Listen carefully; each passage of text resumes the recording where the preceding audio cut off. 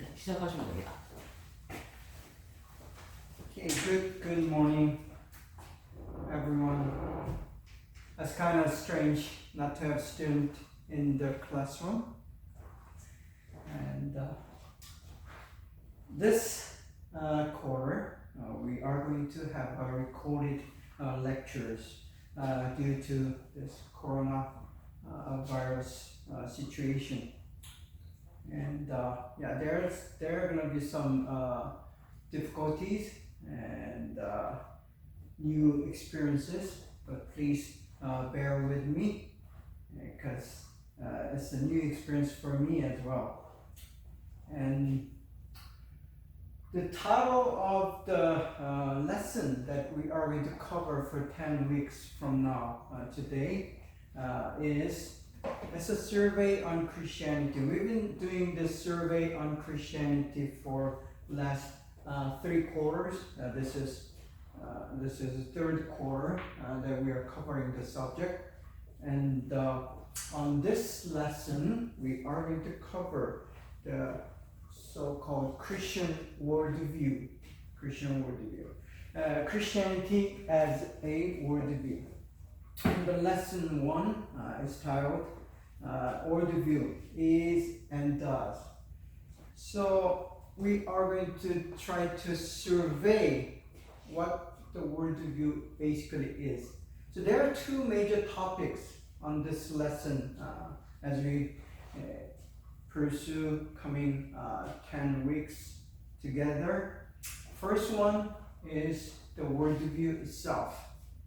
The definition and then understanding the specifics of what the worldview is and what the worldview does.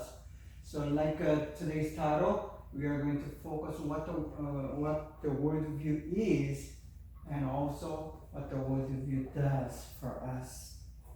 And then second major part of this lesson for coming 10 weeks, probably we'll cover another 5 lessons on this subject is Christian worldview. So there's going to be worldview in general, and then we are going to search and survey what the Christian worldview is about and how Christians view the world. And so before we go into the further instructions, let me briefly introduce myself for those new students who are logging on. I'm sure there are some students who's been to last 2 classes or 3 classes together with me. But those for the new students, my name is Hwang. Let me write that down on the board.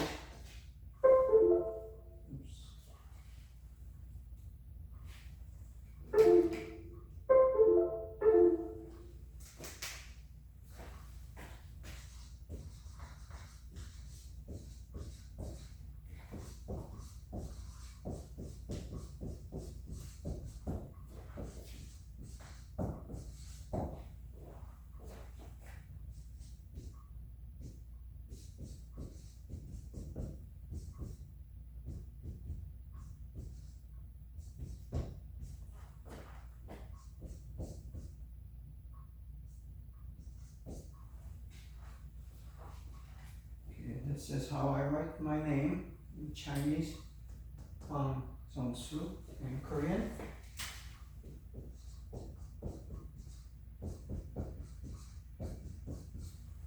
So this is my full name, and I have earned my PhD in the international development from William Carey University a few years ago.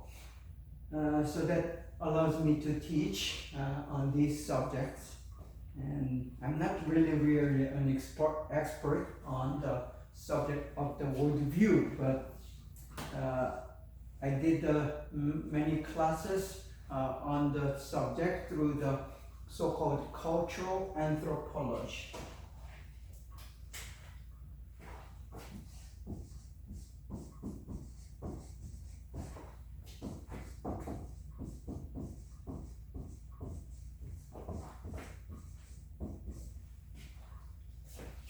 probably it's new for some of you. The word anthropology, it means the study of human nature or humanity in general. So it studies how we come about. There's a cultural anthropology and some other anthropology, but I learned the cultural anthropology.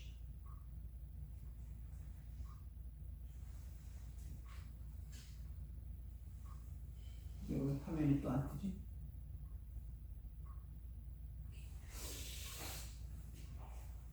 So the cultural anthropology studies the culture, and in this study, one of the major topics is the worldview, which we are going to cover today.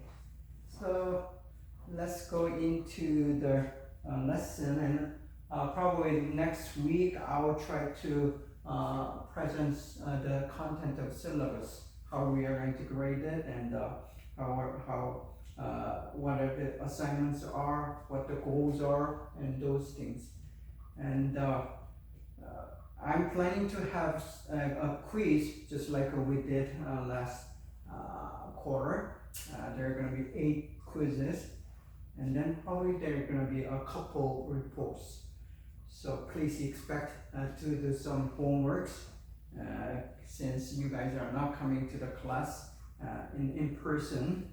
But we'll try to communicate through emails and things like that. And the school will send you the materials that you need. So, okay, first topic regarding the worldview. Some of you may probably never heard about the worldview in specific, but I'll try to explain what the definition is, what the concepts are regarding the worldview, the word worldview. So the first thing that we are going to talk about is, what is a worldview? We try to identify and define.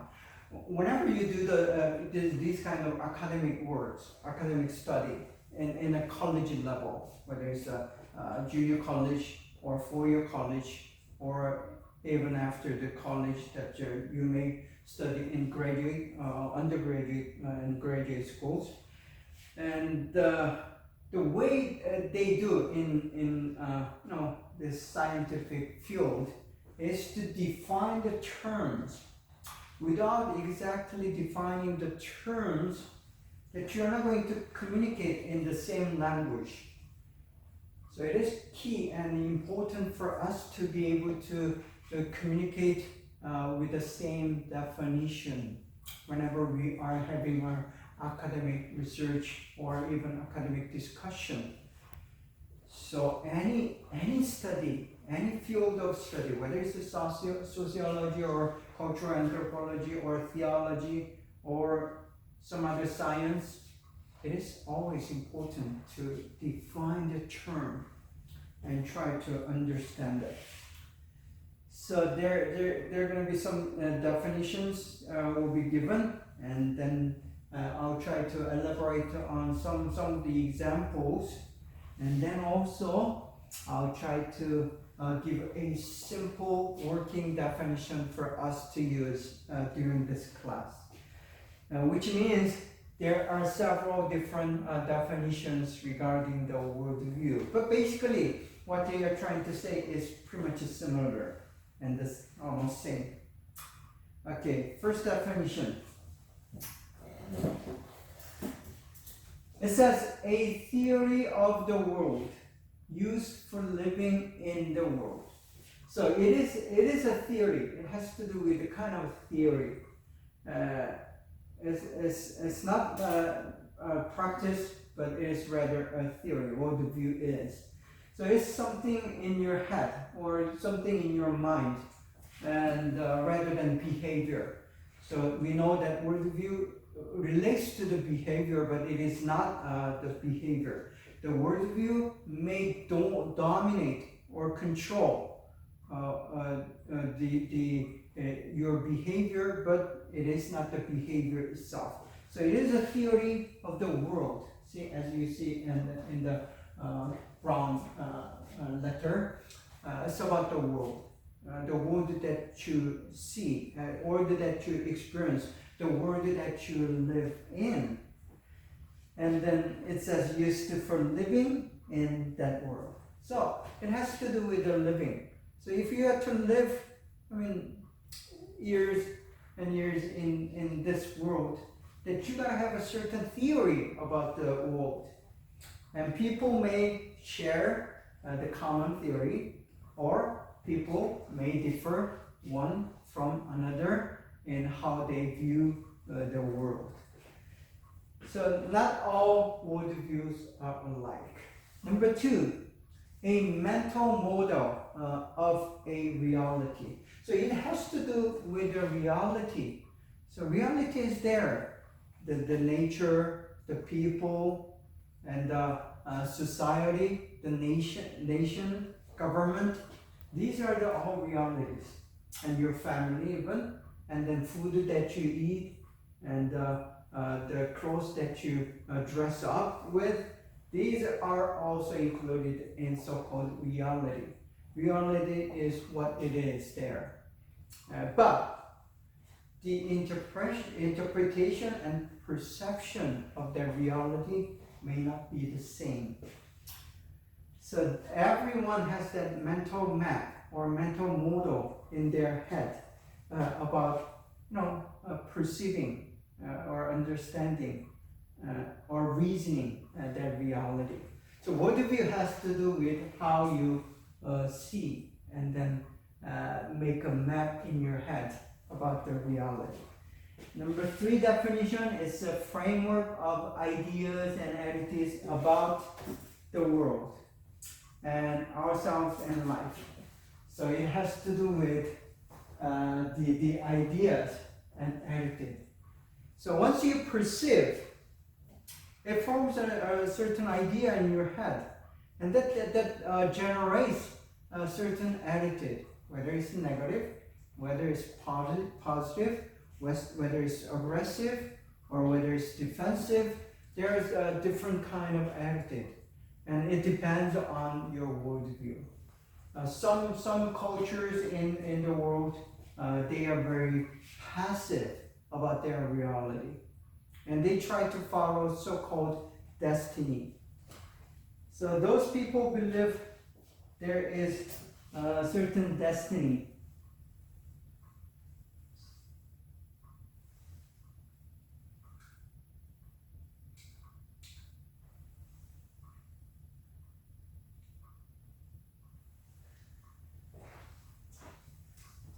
And that when you believe you are destined by a certain power that you cannot control, then your perception and then your attitude becomes very passive, and you just don't have much energy to try to overcome. So that kind of brings a culture of very passive or even pessimistic. Pessimistic means thinking very negatively about the future. So that's kind of an attitude that might bring. But some cultures are very aggressive and optimistic because not because it is basically because they believe in the worldview that is rather aggressive and positive and optimistic. So it determines how you react to the reality.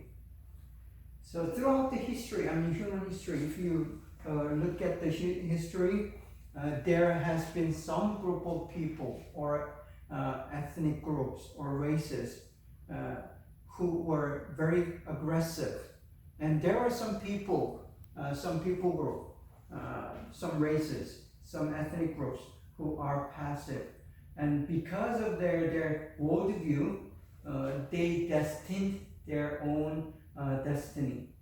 And some had great development as they exercise their worldview, while some did just sit down and repeated the history after history without having any development.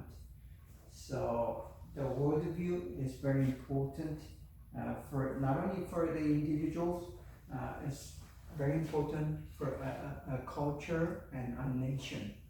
And so that's another definition. And so it's a framework.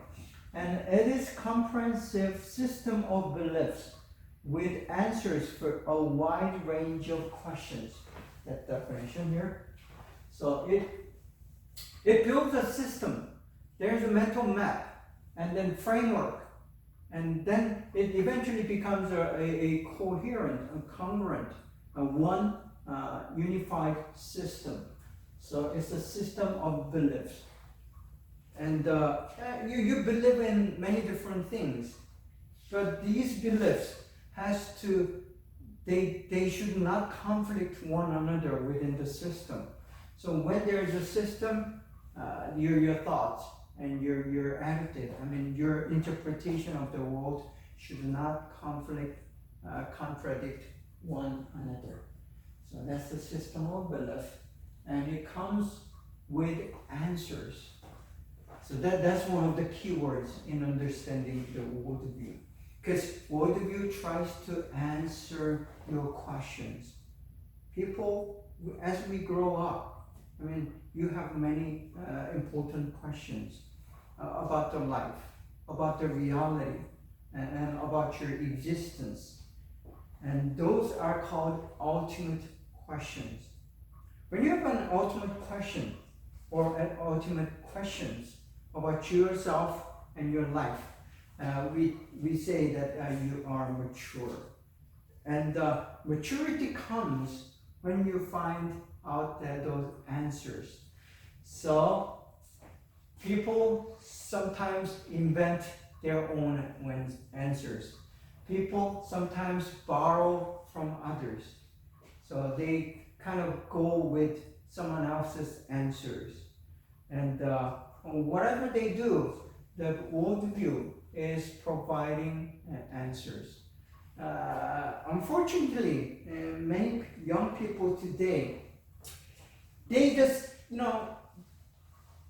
stop pursuing these answers to the ultimate questions, and they want to go easy on the things. They want to go shallow on the things, which means their worldview is shallow. Their worldview is easy. Their worldview is kind of instant. And that creates many problems for the culture and for the society and for the basically for the person himself or herself. So it is key for a person who to be mature. It is to have a solid belief system. It may not be the same as someone else's answers, but you should have solid and definite answer to these very important questions in life. So again, according to the definitions, the worldview has to do with the world and the reality around you, and then it builds a mental map or a system of belief in your head and in your mind. Then it determines your course of actions, your behaviors, and your attitude. Then eventually, the answers given by your own worldview, that's how you base your decisions. So all your life decisions has to do with the worldview.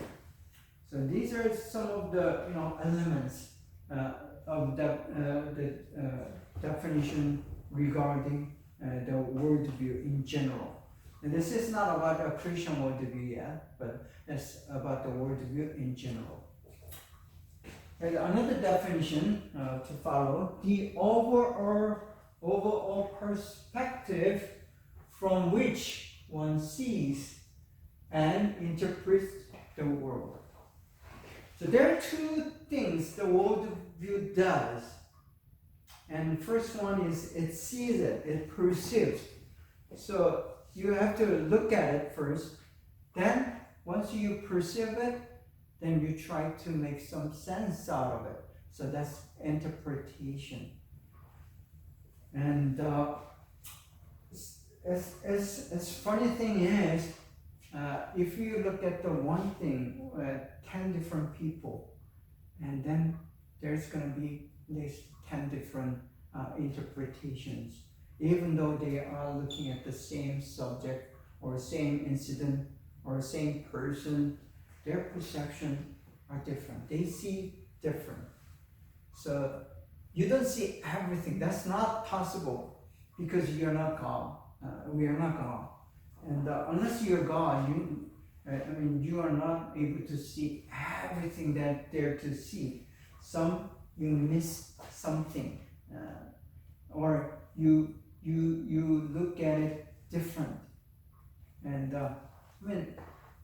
the crime montage, the montage, the drawing of a person for the criminal purpose. And when you draw montage, you interview those witnesses, and no witnesses are the same. They all see the different thing.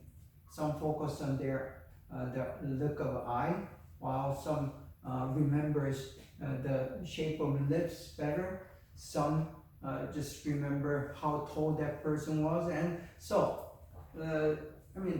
from those examples, we understand people see things different, and the world and the reality we see quite different.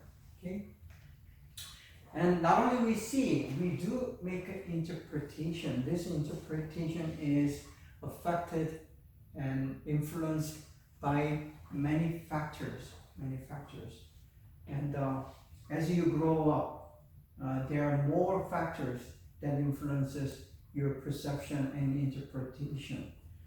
So the worldview is basically how you interpret your perception and of reality into your own understanding. That's why it is important to know what your worldview basically is. Okay? Then another definition, a collection of belief about life and the universe held by an individual or a group. So worldview can come in the unit of an individual or a group. And this group might be your family, or it could be your tribe, or it could be your nation or community, society, and depending on the intensity of a community. So again, each individual, even within the same society and same group, even within the family, they may have a different worldview. Not may, but they do have a different worldviews. So basically the communication that we do, the talk or conversation or chat, these are the revealing of your own worldview. So as we speak, as we talk, as we share our emotions and our thoughts, we are revealing our worldview, because that's kind of sharing your interpretation about the things, the incidents, and the people around you. So that's basically what the worldview is. So worldview can be a really, really big, highly sophisticated topic, while the worldview is something is that of grassroots. So it's basic to anyone. There is no rich or poor regarding the worldview. Rich may have their own worldview, but poor, they do have different worldview. Which worldview is better? You cannot tell.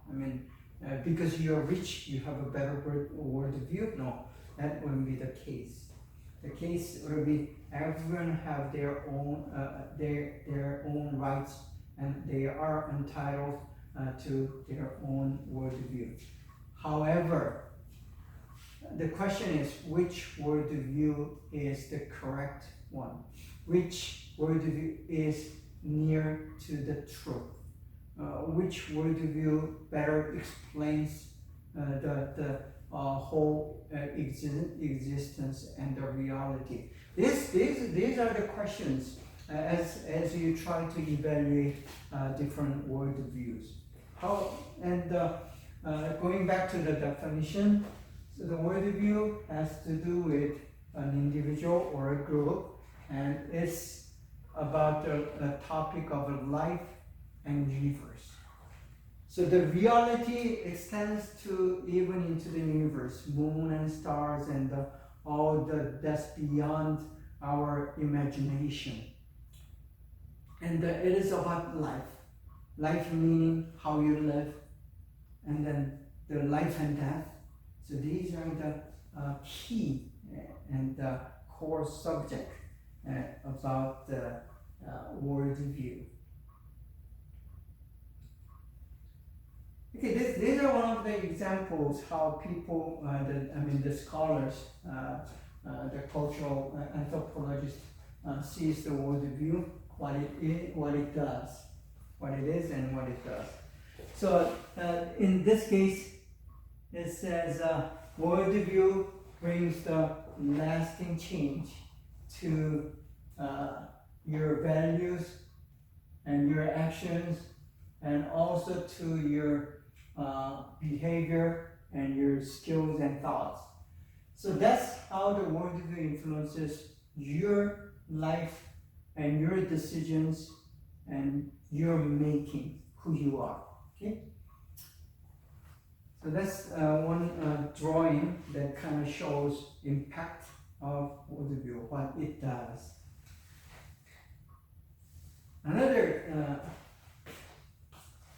picture or diagram, the worldview influences or impacts, or it brings changes to all these areas.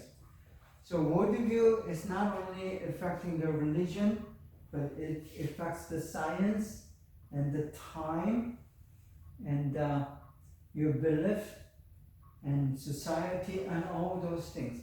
So everything that a human does, that's affected by the worldview. That is why it is important to study worldview. And the way some people have no idea about these topics. Society, who cares about society? A belief, I don't believe in anything. You can say that, but that then only makes you a less person. So to be a better person, a more mature, a more whole person, we need to have the ideas and answers about those areas that we live in. So world, you cannot live without thinking about society, all the things going on in this world. So you hear news and you are indifferent, meaning you don't care, indifferent about those news, the murder and the drug and even the coronavirus things. These are the things that are going on in modern society. There are issues of abortions, and there are issues of rich and poor, and there is issues of capitalism versus socialist system. So these are all the issues that we are to be concerned with. And many young people today don't think much about those subjects. And that makes them a less person, which means the world becomes shallow and limited and less of designed it to be. So it is kind of sad thing that world is going, and it takes a lot of efforts and energy and the study to be able to have a balanced and a holistic worldview. It doesn't have to be a Christian. I mean, I'm not trying to force you to believe in Christian worldview, but at least you gotta have your own system of worldview, and always ask questions. Is this the best and the truthful worldview that I can acquire? Is it the best? That's gonna be always the question. Even as a Christian myself, I continually ask these questions. The things that I know, the way I interpret the life and the people and the society and the history, is this correct one? Is this the best one? So these are the questions that you constantly ask. So a good person, a mature person, and a good student of cultural anthropology, and a good student of life, the life. You are actually the student of your own life. And you study your life, right? And as you continue to study your own life, you want to ask, am I having the best and the right answers? It has to be right, and not all the right answers are good answers. There are good and better and best answers. So you again ask, is it just a good answer? Is this a better answer? Or is this the best answer? So best answer means that you're having the best worldview that you can find. So that's going to be something that you pursue all throughout your life.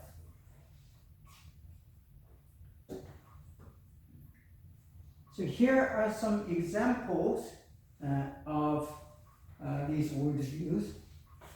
This is like a macro version of examples. There are some micro versions of examples as well, but we'll try to look at the macro, meaning the bigger picture. So the bigger picture says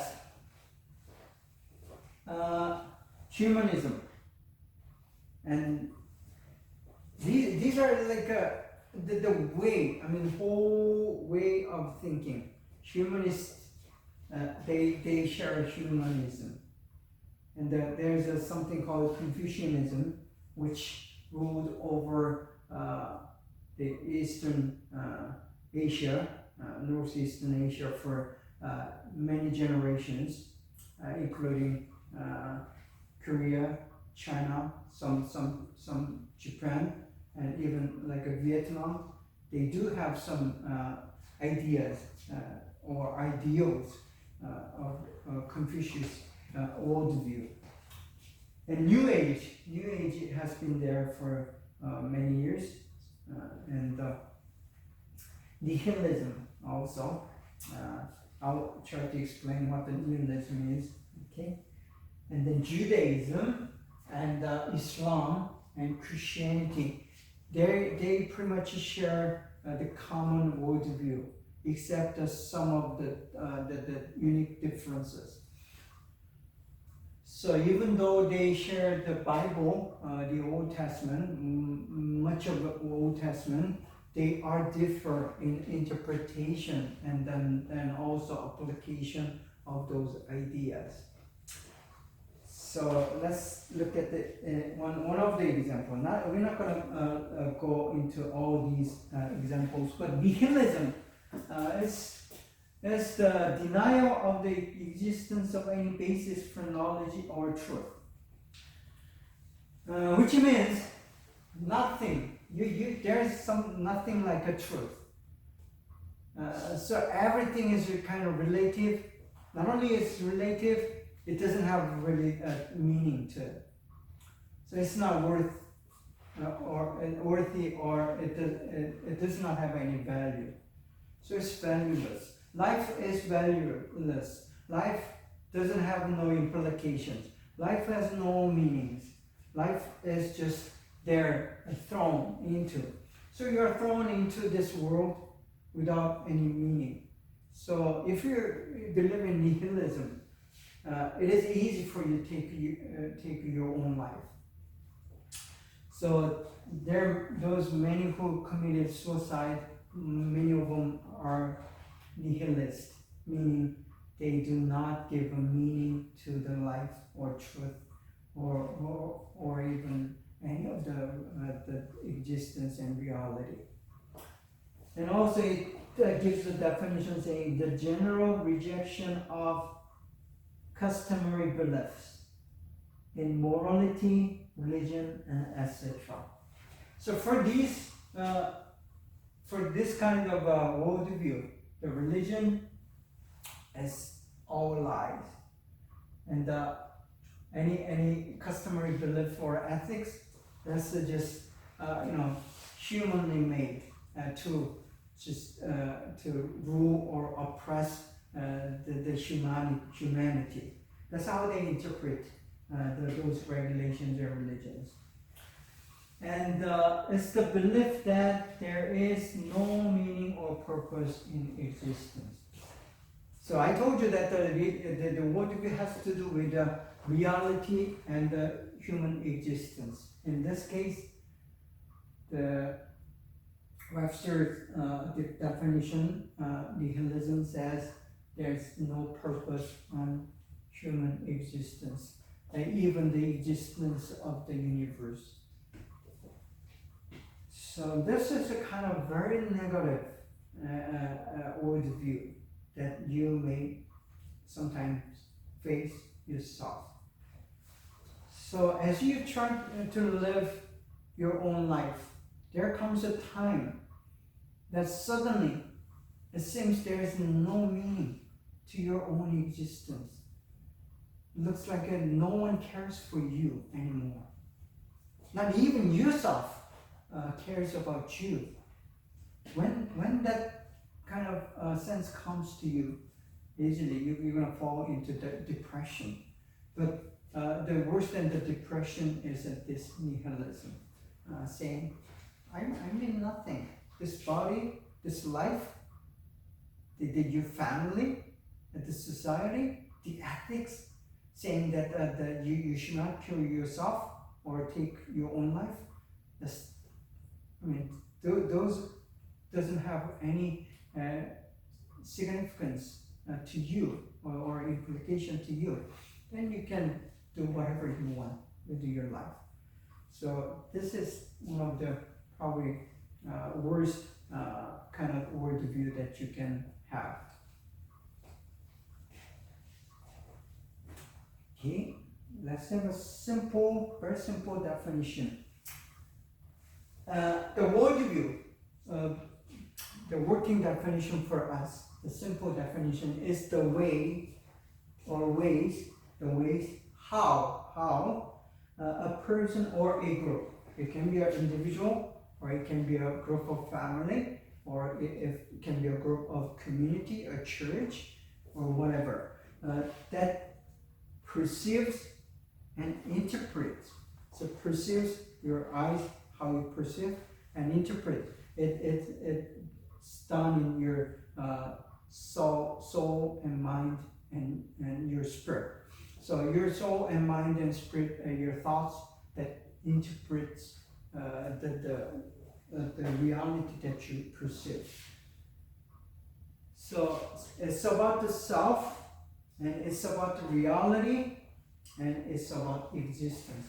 So these three things, mainly the worldview has to do with these three areas or domains.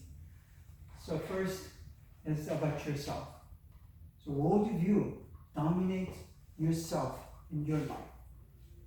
So even though you may not realize that the fact of truth is that you are ruled by your own worldview, or you can control and develop and enhance and improve your worldview toward the better and the best and holistic and balanced and truthful at the end. So the final question is true or not. It cannot be partially true, because partially true is not true. So it has to be totally truth, total truth, and nothing but the truth. So that's kind of a worldview that we are pursuing. When we have that kind of worldview, you can be very proud of yourself. You will have a self-esteem, and you will be able to dominate and the surroundings, the reality and your existence. Because again, the definition says it's about the reality and it's about the existence. So your worldview, it dominates how you perceive your reality and also how you interpret your existence. Does it have a meaning? Are you here just thrown into, or are you given a certain mission, a worthy mission, a valuable mission to be here on earth? So that's the kind of question that you're asking, and that we should ask through the worldview. And once we have it, then we are living by that worldview, and that the worldview maintains us, and then we maintain our worldview. First, coherent belief system. There are three different words that explains what the worldview is and what the worldview does. And here, coherent belief system, it is what it is. I mean, what the worldview is. First, coherent. When you're little and young, your worldview is not settled, meaning that it's not like comprised as a one whole unit. So this worldview and that worldview, your worldview about your mother and father, and your worldview about the food, all these things are just mixed up. It doesn't have a consistent system. But as you grow and mature, these puzzles begins to come together, and this puzzles kind of makes a bigger picture, and you see a better and bigger picture. That's called maturity. And if it does not happen as you grow and you age, and that's an issue. And many people does not have coherent worldview. That's just piece by piece. You believe this stuff while you believe that stuff, and this stuff and that stuff conflicts, and you don't just care. I mean, you don't want to think about it because it's problematic and it's complex and sophisticated. If you try to play a puzzle, have you tried a jigsaw puzzle? That's not an easy thing. I mean, not those big few pieces puzzle the children's play, but the 1,000 piece jigsaw puzzle. If you try to complete it, it takes a time and a lot of thinking.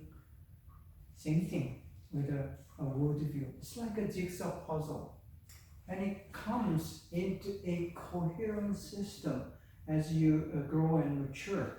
And it is your personal, individual responsibility to try to make out a good, coherent meaning it comes together as a one unit. So it should not have conflicts, and it should not contradict one another, and it should explain each other with harmony. If it doesn't do that, and your worldview is broken one, and if you have a broken worldview, you may have a broken life view as well. So it is very important to have a very coherent system. So it's a belief. Belief is, as we define, it's a perception of the reality. It's not reality itself. Reality is there. But your perception may, it's not always, that you're not seeing the reality as it is. So each person sees reality, and they have developed a certain belief about it. So some believe that reality, for example, nature came as the result of evolution from a single tiny amino acid, which just happened by an accident, and then that kind of by accident becomes a rather complex protein, and then that lifeless protein, which actually the virus is, that somehow becomes rather developed bacteria and one cell animal and plants, and then so on. So that's the way some people interpret the nature, the so-called the reality called the nature. And the Christians believe, no, that's not the case. This nature is given to us by somebody, for a reason. So that's how we believe. It's created. So we call, the Christians call as creature rather than nature. Nature is not really a Christian word if you technically study it. Anyway, so that's an example of belief. And then system. System should be organized and is closely connected. It's not, once you take apart the machine, for example, you drive a car every day, and if you lift up your hood, there's an engine. Engine is a system.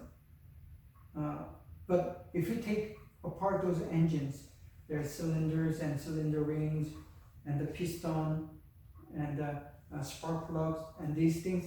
If you take that apart, it's not connected, and it's no longer a system. Same thing with the worldview. A good worldview, a working worldview, has to be connected closely, and it should work and operate. So it should function.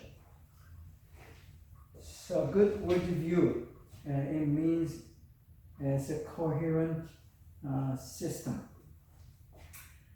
And next one. To understand a worldview, what it is. A worldview is a rationalized answers. It's an answer. Answer meaning you have questions, right? We do have questions as we grow, and even at my age, and we still have questions about life, about things that's going on. We don't know why the animal virus moved to a human and then jump human to human to bring infections and illness. And why does it spread in such a speed?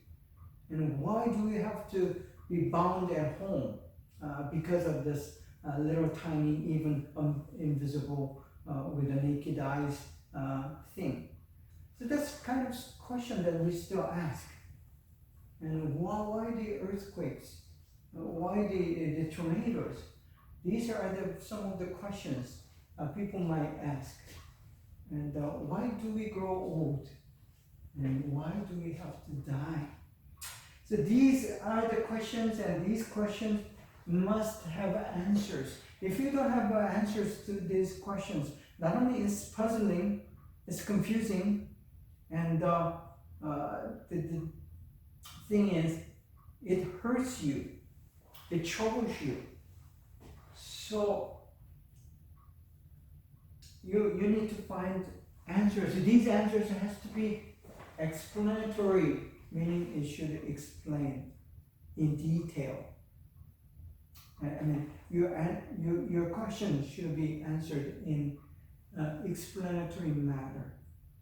It's not just given with a one short answer, but it has to have certain explanation to it. Then it has to be reasonable. At least it has to be reasonable to you. It may not be reasonable to others, but when you hear that answer, it has to be reasonable. For example, the Christian believe that death is caused by our own sin. So, why do we sin? That's another question. The answer is because we are so proud. We try to become God who created us. We become so proud. So these are kind of answers, and that, for me, is reasonable. It makes sense, and it's rational. And then, it has to be meaningful. Meaningful meaning, it has to give you a sense of meaning, the value. So those answers has to give you the value. If these answers take value out of you, and if it makes you worthless, and if these answers makes you just at the same level to the animals, then these answers are not meaningful. So some of those evolutionistic answers, I mean, we are developed from just tiny cell, or at the best from a monkey to a human being.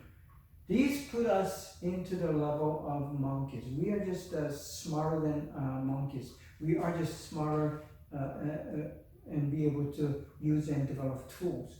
That's only the difference. If that's the case, there's no meaning. I mean, we are degraded, and the human generation is degraded to the level of those chimpanzees or gorillas. So that's not really meaningful. So the answers has to give some meaning or value to your existence. Okay, again, going back to the rationalized. These answers are always rationalized, meaning it has to develop a theory, the reasoning, so it would be proper for you to accept. And you should be able to persuade others to these answers. And when you hear some of these answers called worldview, you may not like it. And some of you may not readily accept it. But because of those reasons, it has to be rationalized. It's persuasive. When you hear it, it constantly tells you, this is the right answer. This is the good answer. This is the best way to view the reality and your existence. And it constantly tells you. And by hearing them, and then it's going to be rationalized. Even the Christian worldview, you are being rationalized. But the matter of the issue is whether is it true or not. So some of the worldviews cannot be true because the Christianity claims this is the only worldview that is truthful and God-given. So it kind of gives you the authority of that worldview. So Christian worldview is the best and dominant. That's how we Christians believe. And non-Christian, if you're not a Christian, you don't believe in it. And so there is that gap and conflict sometimes. But for the group of people who are sharing the same worldview, they rationalize their belief. and they become more of, I would say, one rationalized group of people. And because it's rationalized, this worldview that you share as a community, it gives a sense of security. So if you're in it and everyone shares the same answers, and you talk to them and ask for the answers, and every single one of them gives the same answers. Once that happens, the rationalized answers give you the sense of security. That's why we have a worldview. Without a worldview, you're not going to have that sense of security. For those people who are feeling insecure, many of the cases, they do not have a congruent or solid worldview. Their worldview is shattered or broken, or it's not integrated, and it has never been rationalized.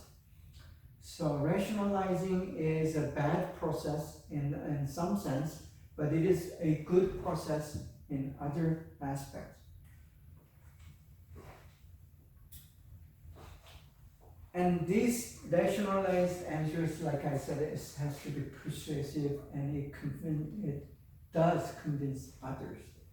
So once you hear those answers from others, as you ask the questions, the life questions, important questions, the key questions, then they give you answers, whether it's through the book or through the movie or through your parents' conversation or your teachers or your pastor or your imam, whoever gives those answers, and you evaluate and you respond, and you rationalize those answers and accept those answers as yours.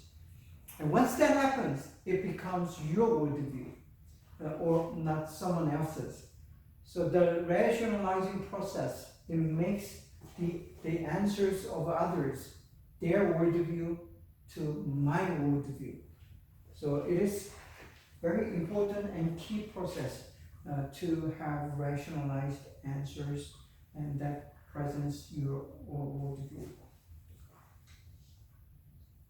Okay. Next one is integrated paradigm.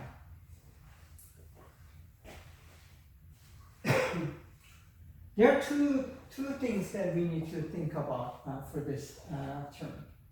One's integrated, and the other one is paradigm. We'll talk about this paradigm very often as we continue to discuss this topic of worldview. And paradigm is like a house. If you've been to some different countries and cultures, each culture have a different types or the style of house. So why is a house different? Because they have different paradigms. And paradigms, sometimes it has to do with the nature. If you're in Southeastern Asia, like Thailand, Vietnam, Cambodia, your house is made out of bamboo and those straws, and it's easily available. It's also solid enough.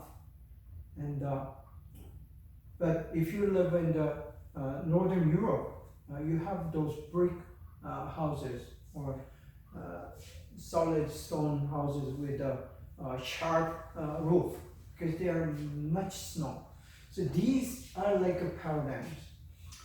The paradigms are different because you live in a different reality, different context, different geographical region. So where you live, what your reality is, it kind of determines your paradigm, whether it's a house or a culture or something else. And the paradigm is built by piecing together those puzzle pieces, jigsaw puzzle pieces. So paradigm sometimes is people use the term just same as worldview. Paradigm and worldview, they think it's pretty much the same.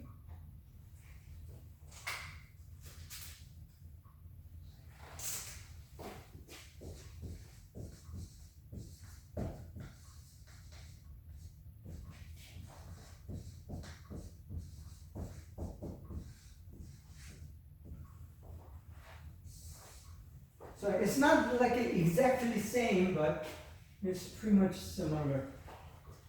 So paradigm and worldview can be used exchangeably, but I kind of differentiate. And it's a solid and unique, just like a worldview is. So paradigm is a very key component and the element of a worldview. I can say that. Integrated. A paradigm, by nature, by definition, it has to be integrated.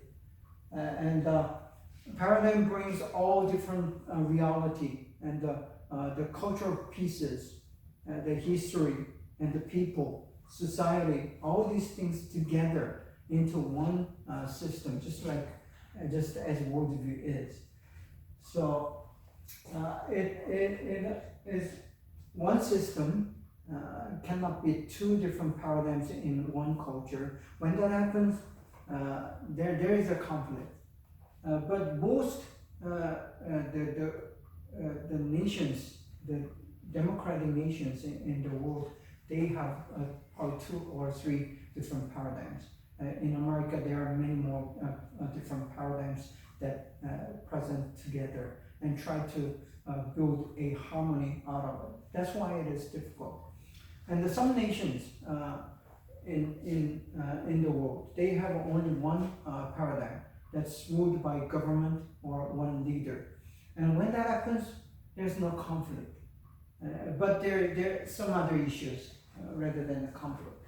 So that's an example of paradigm. A government is an example of a paradigm, the system, government system, political system. And it has to be consistent. If paradigm shifts every other day, then you are confused.